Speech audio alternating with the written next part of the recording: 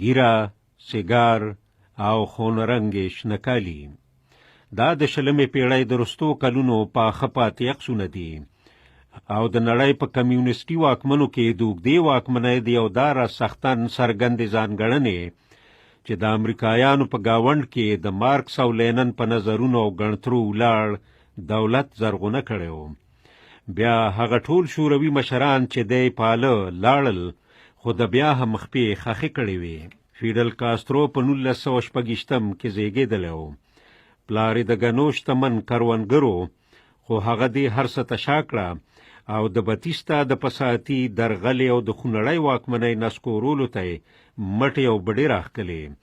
خو د کودتا د شنډې هسې په ټس کې په 1953 کې د تورو تنبو شاته پرېواته چې د بند ایله شو، نو میکسیکو ته لاړ. خو وروستو یې 100 ملګري د ځان سره کړل او په بیړۍ کې د کیوبا مخه وکړه. د بیړۍ نه په کوزېدو یې ګڼ ملګري په غاړه یا مړه شو او یا ونیولی شو. ایله بیله 12 کسانو په تیښته ځان خلاص که، غرونو ته وختل او په ګوریلایي یا سیړ جنګ ګلاس پورې که. دا په تاریخ کې یو خورا بریالی جنګ و. د 2 کالو نه په لږه موده کې بتیستا ماتې وخوړه او خپې یې سپکې کړې او کاسترو بریالي ملګري یې هوانا ته ورننوتل. البرتو لیان د هغو کسانو ځنې یو و چې په غرونو کې د کاسترو سره ملګری شوی و او د هغه سره هغه مال هم و چې د هوانا خلکو ورته هرکلی وي.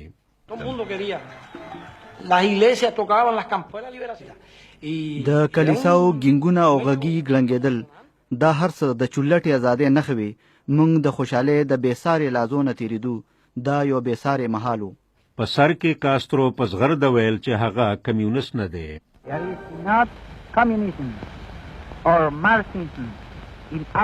زموږ په نظر کې د کمونیستي یا مارکسیستي څه ګډون او رش نسته. زموږ سیاسي نظر د یوه غوره پلان سوي اقتصاد د چوکاټ دننه یوه ټاکلې ولسواکي یا دیموکراسي او ټولنیز عدالت او انصاف دی. خو دا ولسواکي یا دیموکراسي نه وه او کله چې هغه ورو د کمیونستي پروګرام په پلي کولو لاس پورې که او شوروي ټلوالې ته ورغاړه وته، نو د هغه ځنې آزاد فکرو ملګرو چغې کړې چې مونږ په اعتبار کې ووهلو. امریکې سره د کیوبا اړیکې هغه مال د ویجاړ نه لا په ویجاړېدو شو کله چې د کاسترو حکومت امریکایي مال ملکیتونه ونیول او بیا امریکې د 1961 په اپریل کې په کیوبا د برید کولو په لړ کې د کیوبایي جلا وطنو د شنډې هسې او هان ملاتړ وکړ. بیا د 1962 د اکتوبر میاشت وه چې کیوبا د زبرځواکي توپان او غال غوټۍ زخم وګرځېد او دې لانجې نړۍ د اټمي جنګ د ګړنګ سر ته په لومړي ځل ورلنډه کړه.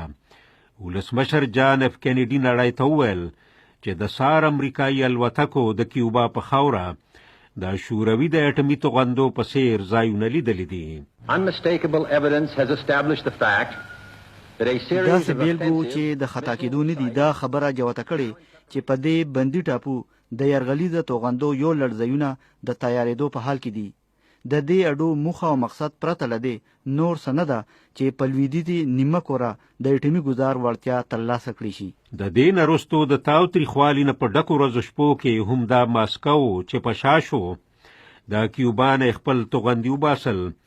خو هر کله چې کاسترو خپله اړکه نه پرېښوده او په سرغړاندې توګه نیغ نیغ کېده، نو د واشنگټن هم زغم تمام شه او CIA د هغه وجلو او د هغه د حکومت د نسکورولو دپاره عجیبه عجیبه کارونه او سازشونه وکړل. د یو چاودېدونکي سیګار د سازش نه وروسته یو بل پلان جوړ کړ او لکه چې د CIA یو مخکینی چارواکی وایي، دا د مخکیني نه زیات عجیبه او د خندا وړ و.